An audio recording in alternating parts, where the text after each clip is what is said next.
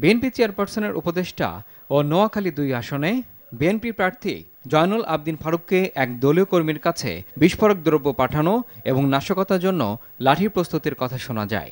লাঠি শিলচার বুঝি নাই। লাঠি লাঠি হ্যাঁ, কয়টা শিলছেন? বাচ্চা ঠিক বাচ্চা ঠিক রই লুডুয়ার মানুষ যা করে দিছি জীবনে কিছু লাগবে না। করেন লাঠি লন, 100 লাঠি লন।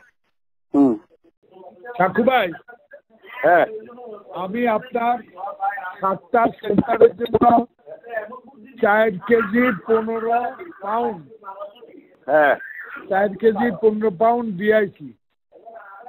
আচ্ছা, বুঝছেন তো? বুঝছি। যান সকালে বসে দিন করেন।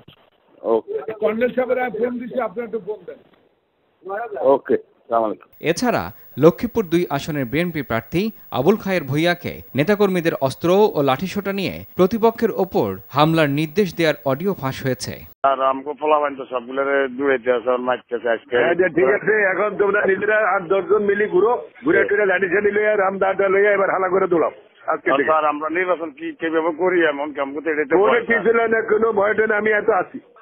মারামারি করে তুমি কি সুমার দিবার আগে দৌড় দিবা নাকি মাইর খাইবা? এর আগে মওদুদ আহমেদ, বরকতুল্লাহ বুলু, হাফিজউদ্দিন আহমেদের মতো বিএনপির কেন্দ্রীয় নেতৃবৃন্দের ফোনালাপ প্রকাশ পায়, যাতে শিবির কর্মীদের এজেন্ট নিয়োগ দেয়া সহ বিভিন্ন নাশকতার কথা উঠে এসেছে।